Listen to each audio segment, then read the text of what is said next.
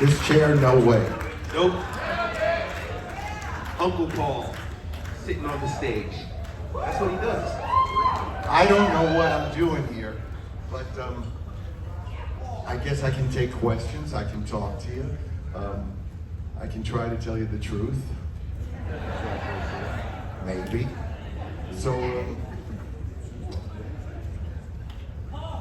what?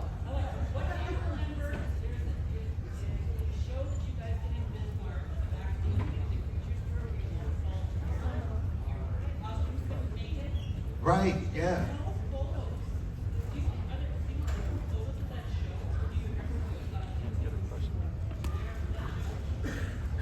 Isn't this fun? Who's gotten seasick?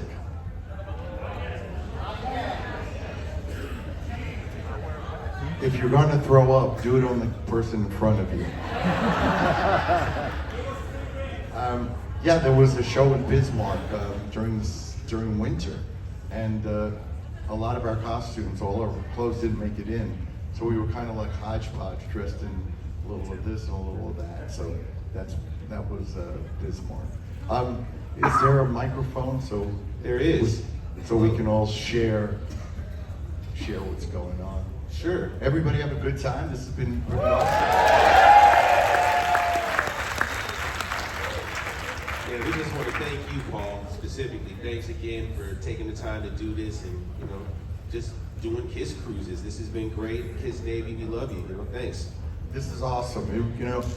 It really is. When other bands say that they have the best fans, they only say that because they know that we have the best fans. We really do. Sure. You can clap.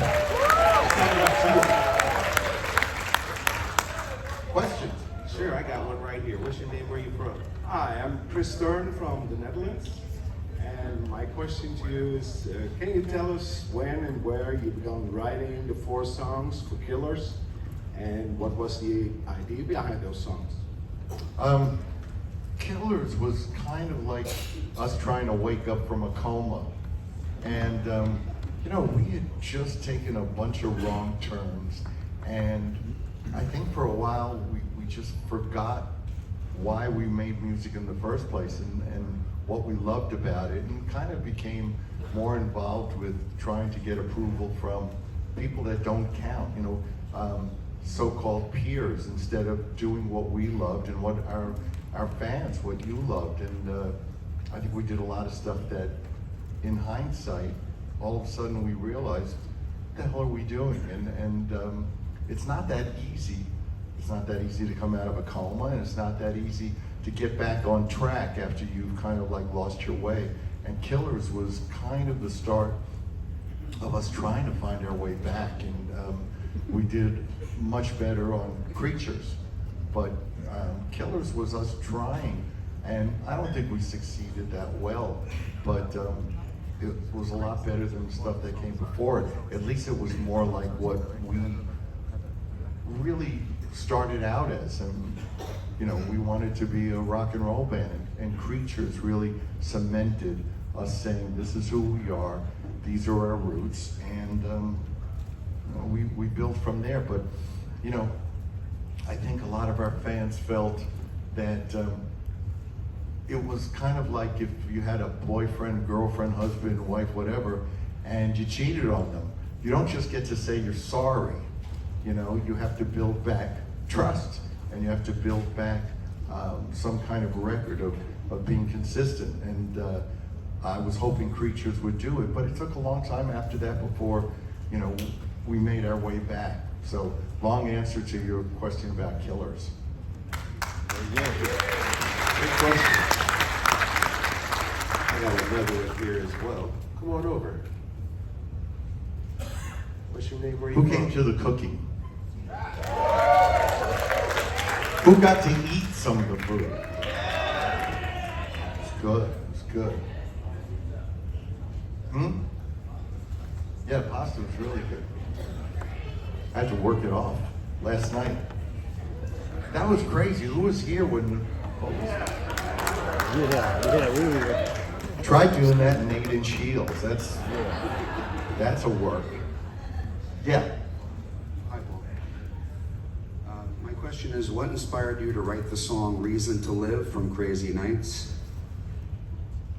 There really was no inspiration. Sometimes songs just come about because you're playing a chord pattern and you start singing something. All my songs aren't autobiographical. Some of them are kind of embellishments of things that have happened to me. Some of them, some of them are things that, I don't know, I need to get out of my system, or events that did happen. But it's always interesting because whenever I hear about certain songs and I read, oh, this song is about so-and-so or this relationship, most of the time it's completely wrong. And I'm not going to tell you who any of those songs are about. Thank you, Paul. Thank you. Keep the questions coming. Come on over. All right, what's your name? Where are you from? My name is Rachel. I'm from Dallas, Texas.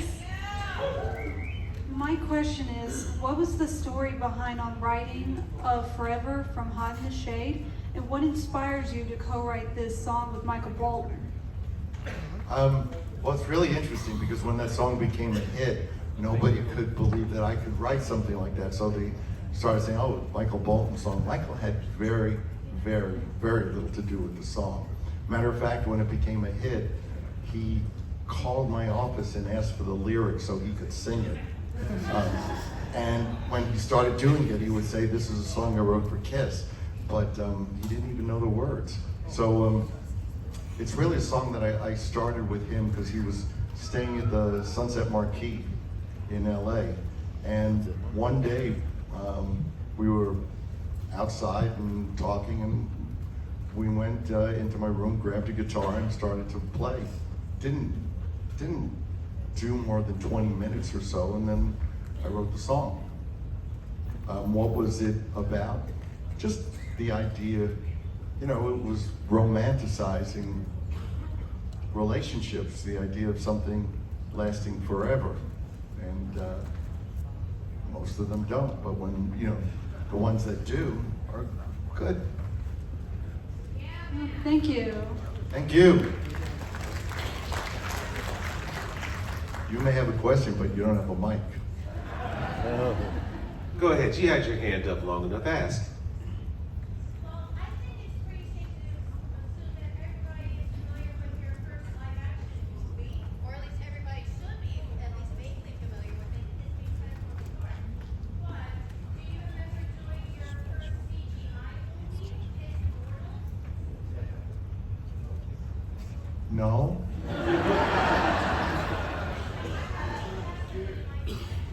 Well, you're very lucky. All Thank right. you. Way to spark that memory. What's your name? Where you from? I'm Luis, I'm from São Paulo, Brazil. Sao Paulo. So I would like you to share a story I read in an interview about the day Brian May, the mighty Brian May from Queen, asked you guys to play his favorites Kiss song, and I would like you to tell what his favorite Kiss song is. Well, it's crazy because we never got to see, I certainly never got to see Queen when Freddie was with them, and really it was because they would be touring Europe almost all the time, and we were touring the States, so we never got a chance to cross paths. And then in the 80s, we finally, I think it was 83 or so, I met up with Brian, and then didn't see them for years after that, but we did, what was it, VH1 Honors or something like that, and they were there, and the first thing Brian said, are you gonna play my favorite song? And I'm thinking, wow, what song? It was Crazy Nights. So, which was interesting. I mean, that wasn't the song I would expect, but Crazy Nights was a big hit in England. And it was just strange to hear that from him. I wasn't expecting that. So just sorry for a second one, quick one. 2023 is going to be 40 years of your first time in South America, the huge concerts over there. Can we expect you back for 2023? Rumor has it. See, in bro. You know, I was trying to explain to people before that this is the end of the road. This is the last tour we're going to do. But what's happened is every place we played, every country we played, every city we played, pretty much right afterwards, fans, promoters, everybody says, "Can you come back?" So, and that's a great thing. So, are we going to go back to a lot of places?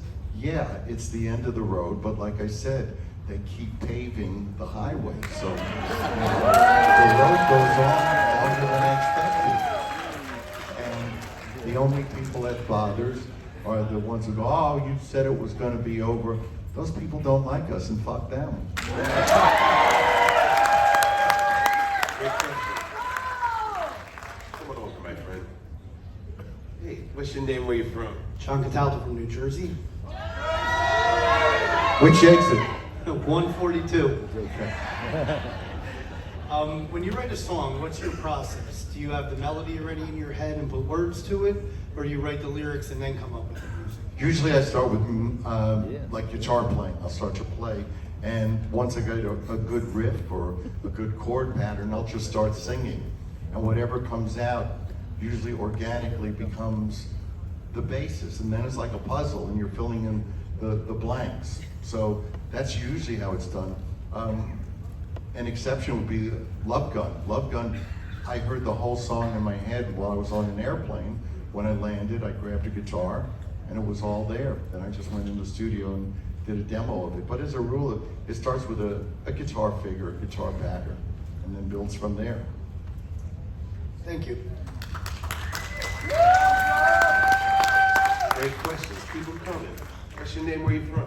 Andy from Wisconsin. So Paul, the song Tonight You Belong to Me off the 78 solo album has so much feeling in the vocal. It's one of my favorite songs that you've ever written. Was there someone who inspired those lyrics? Yes. Come on, Andy. That's all you're getting from him. We can't know who. I'm sorry? We can't know who. You wouldn't know her. Thanks, Paul. And the pasta was great. Thank you for that. Thank you. Yeah, basically that song was just about, you know, you can know that something's going to end in the morning, and you just make the most of the night before it ends, and knowing that when it's over, you know, somebody's walking out. All right, what's your name? Where you from? My name is Tom. I'm from Orange County, California, and first-time cruiser, long-time listener. So my question has to do with a song that appeared on your 78 solo album called Ain't Quite Right. It was a real departure, as far as I was concerned, from anything I had heard from you to that point. Very unique, easy, breezy, cool tunes, right? So I'd like to know about that writing process for that song. I believe you collaborated with Michael Japp. And then what you could tell us about going into the studio, because you didn't have the guys with you, right? It was solo, so anything about getting those sounds. It was really interesting just going into the studio and doing the solo album, because I was so used to being with the guys, and yet I very much knew what I wanted to do. So it wasn't going to be a great departure from anything else, because I think Kiss has always been guitar driven, and I just did what I do. I took a couple of turns and went a little off center for some songs, Ain't Quite Right, or Together as One, Hold Me, Touch Me. There's a sappy one for you. Yeah. And again, could you tell us anything about the recording of the song itself and getting those? No. Just turn the guitar down a little bit. No. Okay, well, great song. Thanks a lot. Thank you. Thank you. Keep the good questions coming. Come on in. Paul, you comfy up there? How's the boat motion? Is that all right for you? Yeah, probably not. All right, what's your name? Where you from? I'm Stacy DeVille. I'm from Saskatoon. I'm in a band called Stacy DeVille. How original. I know, right? What was the writing process for the song Angel to You, Devil to Me by the Click Five? Who introduced you to them and why did you decide to work with them? P.S. My band's working on a song, and if you have any rhymes you can help us with. Moon Spoon, June, Croon. A friend of mine, one of my best friends, Wayne Sharp, who manages now a couple of acts, he had this band in Boston and asked me if I would do something with them. So I did. I just got together. I like the idea of writing outside of what people know me to do. It's kind of like a challenge. So whether it's a song like Hard Luck Woman, or things that are just kind of like left field of what I would be known for doing. I like that. I like the challenge of trying to put on somebody else's identity and figure out, something that would be appropriate for them. Cool, thank you. Thanks. Great question. Come on in. I think everybody's bored. Are you all bored talking to Paul? Paul, you're pretty interesting, man. We enjoyed hearing you talk. I hope you know that. Thank you so much. It's true, right? No, I'm really. I'm not BSing you. I gotta tell you, every time that I either do this or do the cooking or whatever, it blows me away. All of you show up, and I try not to be boring, but I also try to be myself, and that's all I can do for you.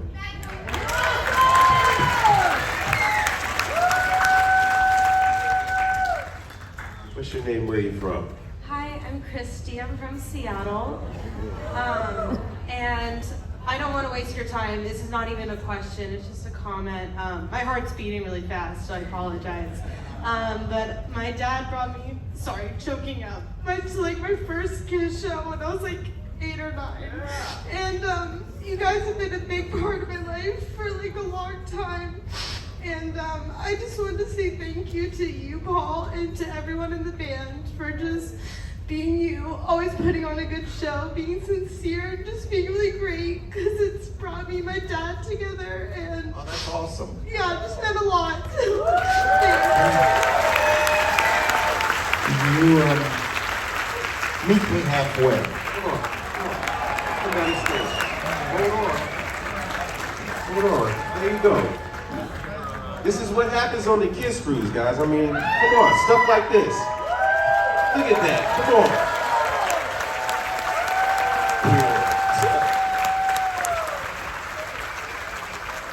Where's Dad? Stand up, Dad. Hey, Dad. You got a cool dad. Well, good. God bless you too. That's awesome. What's your name? Christy. Nice to meet you. Look at that. Come on.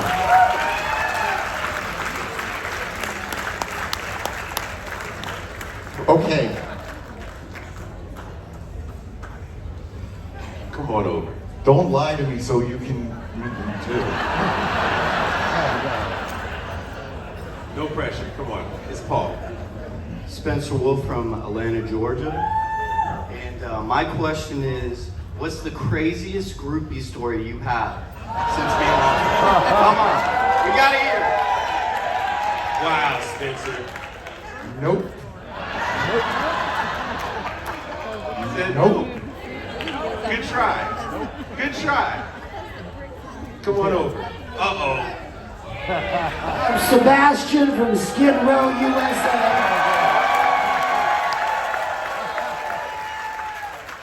And I'm a card-carrying member of the Kiss Army. And I'm sure everybody has read all of the Kiss books by all of the members and there's so many Kiss books. But to me, my favorite Kiss book is Face the Music by Paul Stanley. Mine too. And what blew me away about that book is that I thought I knew everything about Kiss, but in your book, every single page, there was something that I did not know at all, and I couldn't believe, you know, your year, like all this stuff, like you tell a story about after the Dynasty tour, you're living like in an apartment in New York, and it's, how many people were blown away by Paul's book?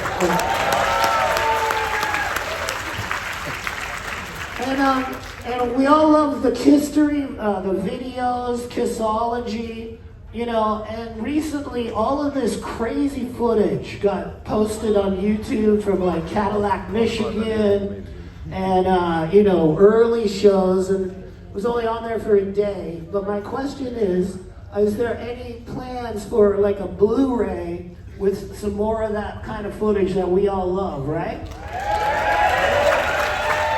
All that footage is actually ours, and you know,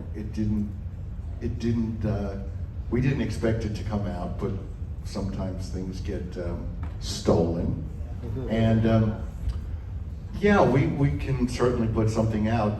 The problem is that there's no real format anymore. People don't, you know, when we put out, you know, all those Kissologies, they were huge sellers. There's no real outlet at this point. You're better off going to A&E or doing biography or doing Netflix and doing something like that. So I would think that that's the future for us rather than, you know, DVDs and things like that. By the time it comes out, there's a new format. And if all of that footage exists, there's got to be even way more that we don't even know about. Is that probably true, right? Is there a lot of stuff still in the vaults that hasn't come out? We were really smart because from the time we started out, we made sure that we owned anything that was videotaped of us. So, you know, we would play Houston, Texas, we would play the Summit, we would play all these different places, and they would be projecting us on screens in the arenas, and we said, you can do that, but we own, you know, the footage. So we have loads of really cool stuff. So at some point that'll come out. And okay. Come back here, Sebastian Bach, ladies and gentlemen. Thank you so much for being on the Kiss Cruise, man. We appreciate you, bro. Thank you so much.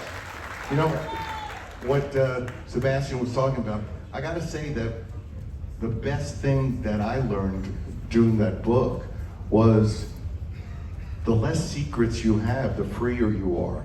And to be able to just kind of like bear it all and say things that maybe 20 years ago I couldn't have said about myself or about the band or all kinds of things.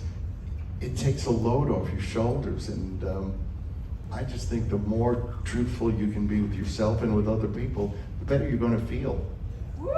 Hiding stuff is tough. All you do is share life jewels, man. Thank you so much. What's your name? Where are you from?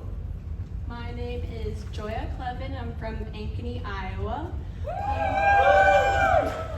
My question is, I really like, my personal favorite is Shandy, and I love the music video for it.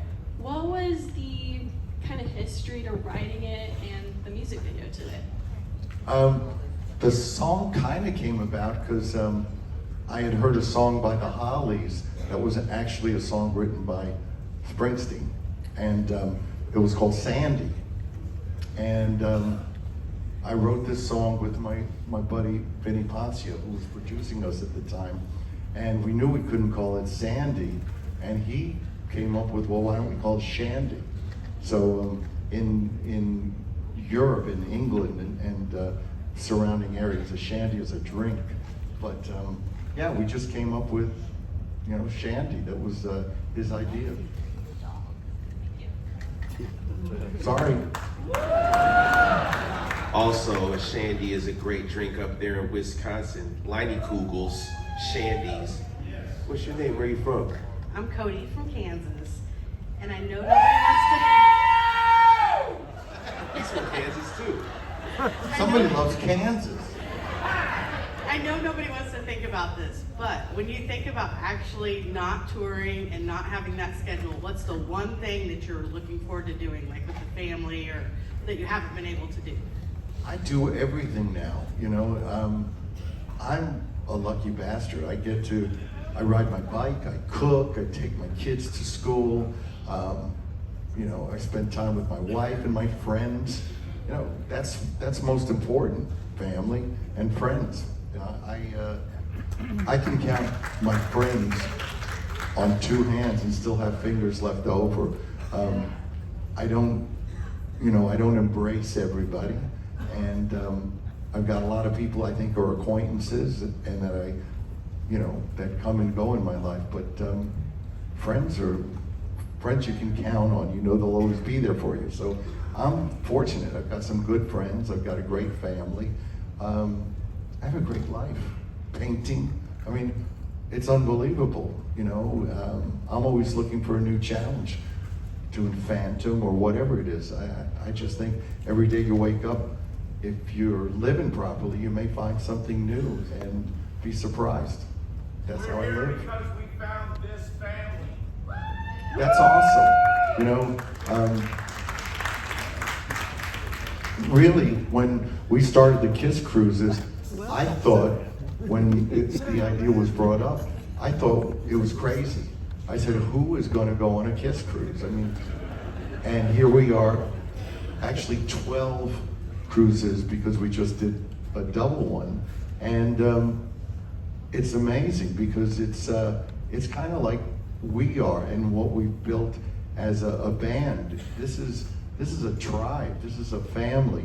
And every year people fly in, you know, from around the world, and everybody gets together. So to be a part of this is amazing.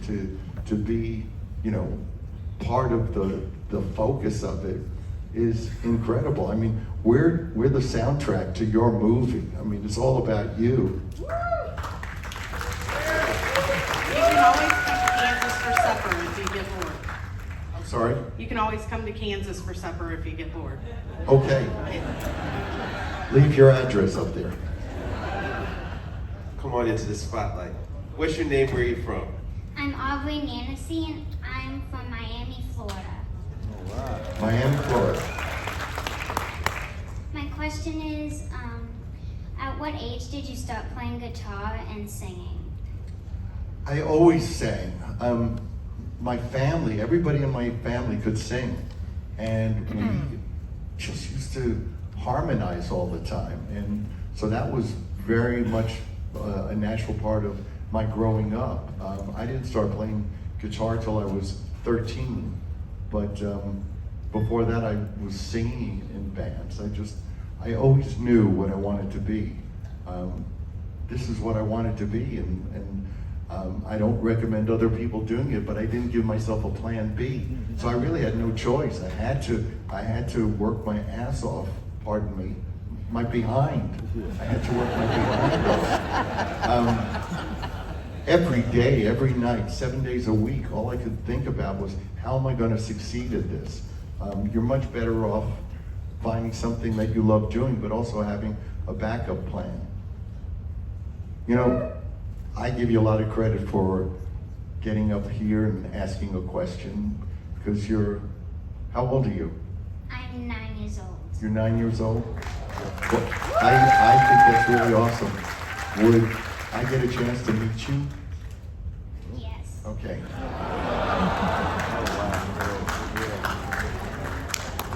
Watch your step. There you go.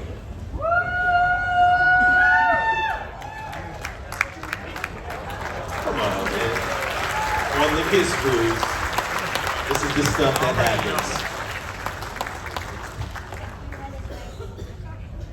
Is he good to you? Is he nice? Really? Uh-oh. Can he sing Detroit Rock City?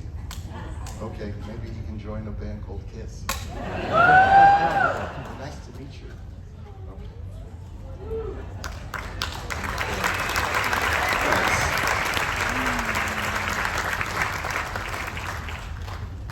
Okay. You're not bored? Okay, well, just keep going. All right, come on up. Ooh, the robe. Yeah, the robe from last year. Oh yeah, last year's robe. Yeah. What's your name? Where you from? My name's Ann, and I'm from Detroit Rock City. Very cool. My question is, how does it feel to be an inspiration to other bands, and who inspired you? I'm amazed. You know, I'm so thankful that I've had the same effect on some people that other people had on me. So, you know, I was lucky enough to go see so many great bands when I was in my teens and see them play for small crowds. I saw Jimi Hendrix twice. I saw Zeppelin, all kinds of great bands. So those were my inspirations. I was 17 and I saw Led Zeppelin, and that changed my life. I just remember thinking, there's a bar that's been set that I can reach for. I'll never reach that. I'll never reach that kind of greatness, but it's great to know that there's that level. And you know, it's amazing to be playing London like in years gone by, recent years, and you know, there's Jimmy Page at the show and going out to dinner and going to tea and doing things, and to hear from him, he says, you know, I didn't know what to expect. I knew all about you guys, but I'd never seen you, and you're a serious kick-ass rock and roll band. Well, it doesn't get better than that to me. That's when your hero says something like that, you've done something. So if some other band is influenced or inspired, you know, I think inspiration is more the right word. When you're inspired by somebody, that's a great thing. So to be able to do that for other people, it happened to me. So if we can carry the torch, somebody else will grab it and go forward.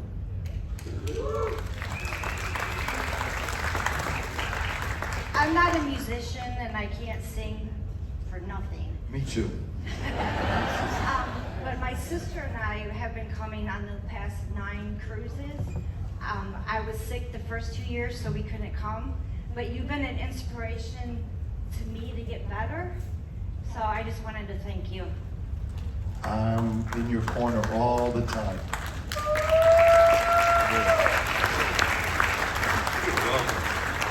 You're welcome. Come on up. We got a couple more. What's your name? Where you from? My name is Leo. I'm from Santa Monica, and I just want to know, back when you guys were, you're still a hungry band, but in the 70s hungry, what was it like? 2 words, the Riot Hyatt. Any memories of that time? Yeah, the Hyatt on Sunset Hotel was legendary, and just like everybody, we heard stories about the bands that we respected and all the wild things they were doing, and we of course wanted to live that life and sometimes even outdo them. So we would stay at the Hyatt House on Sunset, and we felt very proud of ourselves when we got kicked out of there for riding a motorcycle down the hallway. So cool. Thanks again, Paul. Great story. All right. What's your name? Where you from? I'm Andrew from Grand Coulee, Washington. Let's see, Andrew wants to know if I'll sign his guitar. You know he does. He just happened to have a guitar in his hand. Andrew. Is that what your question was? What is your question? What's your favorite unreleased song that you've made? You wouldn't know it. If it's unreleased. That does make sense. You should sing it. Thanks a lot. Thanks, Andrew. All right, come on up. What's your name? Where you from? Tammy from Milwaukee, Wisconsin. Woo!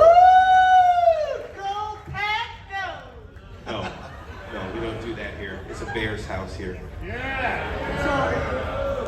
The Bears son. Anyways, my question for you is, how many guitar picks do you go through on a Kiss cruise? That's a great question. I have no idea, but thousands? I don't think thousands, yeah? I was just told thousands. Yeah. I would say hundreds, but I'm hearing thousands. But I think hundreds. It's a constant thing for my guitar tech. He not only has to keep putting them on the mic stand, but he has to put them around the guitar because that's really where I can grab them and flick them. Thank you. Thank you. Good question. That is a good question. Because y'all just keep throwing picks everywhere you go. All right, what's your name? Where you from? Hi, Randy from Los Angeles. Oh, you know Randy?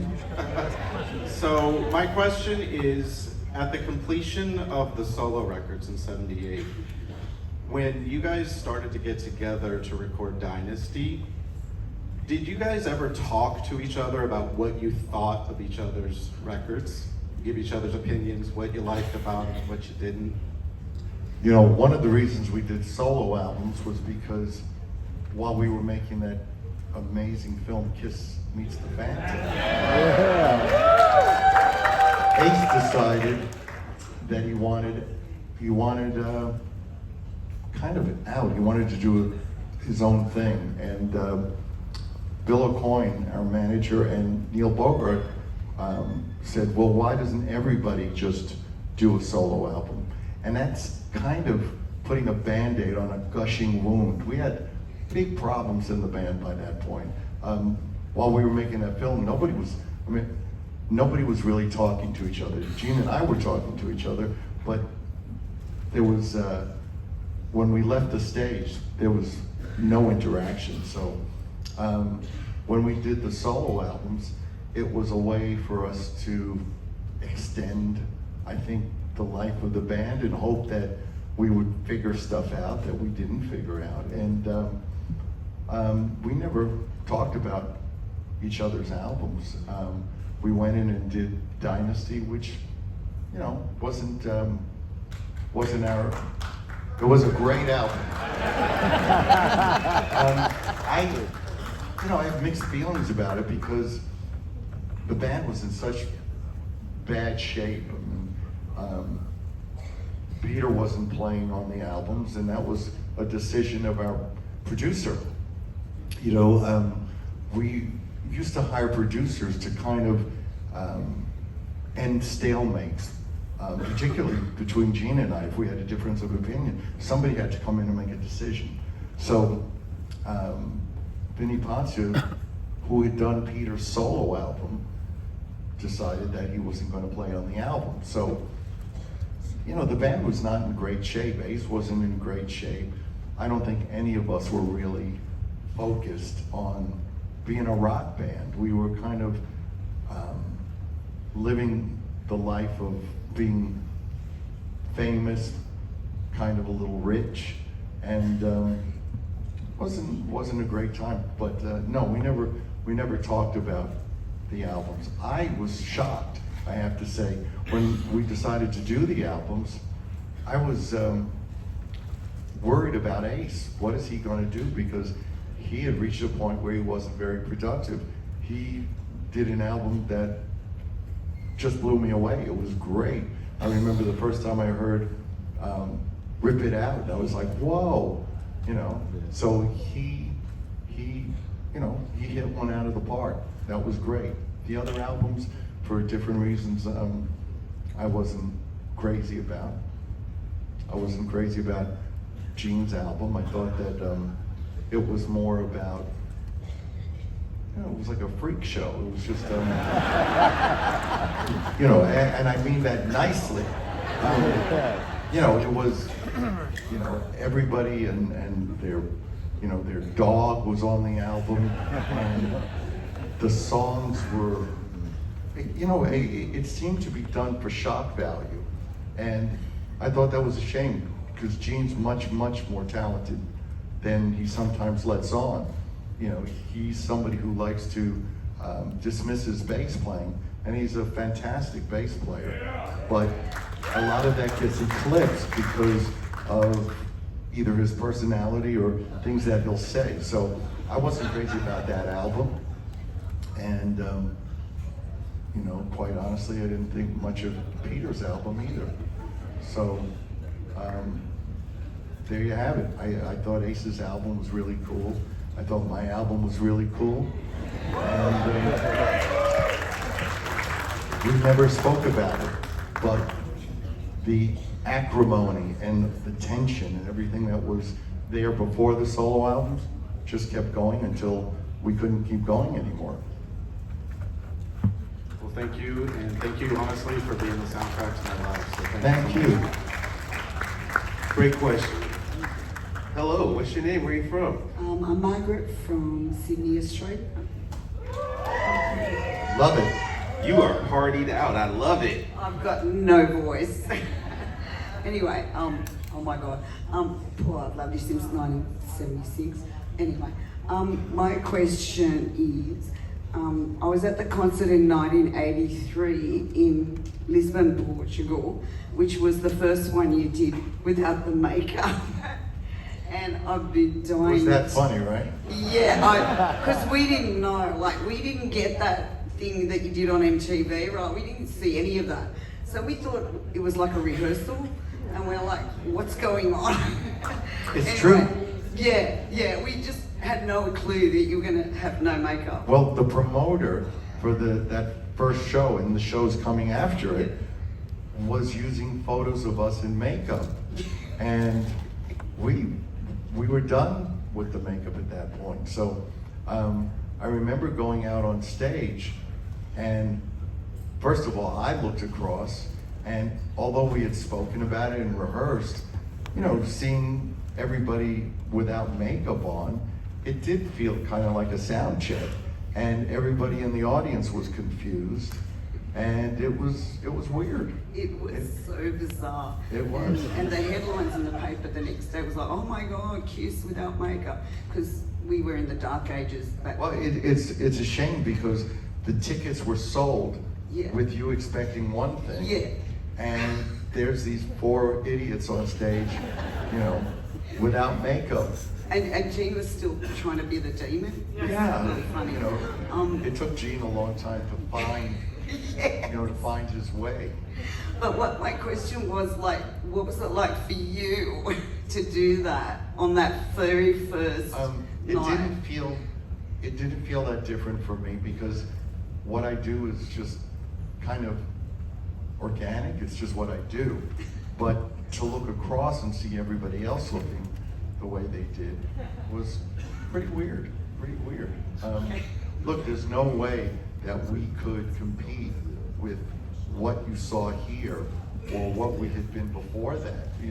We just wanted to survive, and the way for us to survive at that point was, I think, to drop the makeup, because people were listening with their eyes and they were tired of what they were seeing. And when an album like Creatures didn't do well, I think everybody realized, look, we have to do something drastic.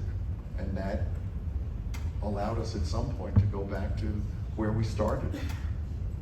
I'm so glad that there was a video of it because I'm in that Detroit Rock City video, and it's there forever. So that's my history, and thank you for changing my life. Thank you. All right, only a couple left. Come on over. Yeah, you're here. Come on. You're here. What's your name? Where are you from? I'm Margaret, and I'm from Houston. Houston. Yes. And my question is there any particular artist that you would like to collaborate with, music-wise?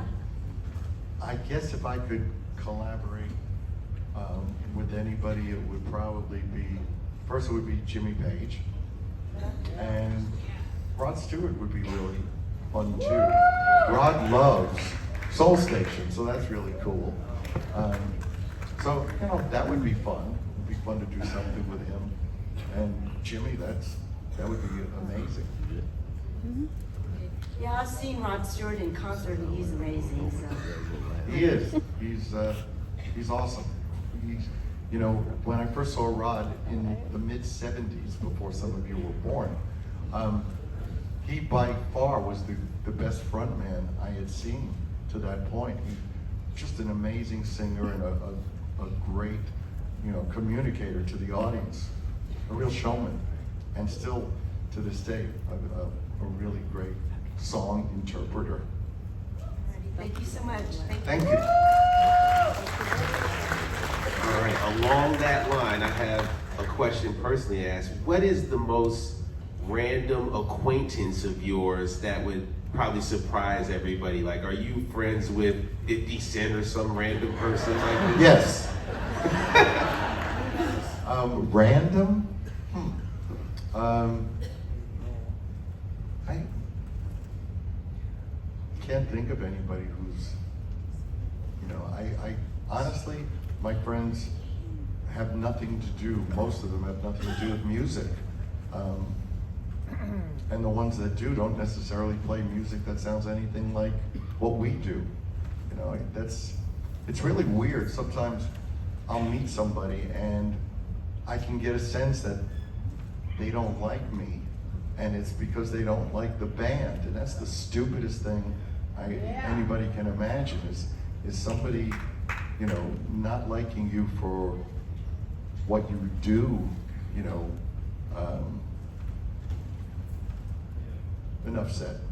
Yeah, I think so. I mean, there's a whole room of people who love you for what you do, Paul. We want to say thank you again for taking time. Thank you. To tell us stories about your life. It is not boring listening to you talk. And you can all go to the bathroom. They are no longer taking Thank you. words. You are welcome. Ladies and gentlemen, Paul Stanley. Everyone, Paul Stanley.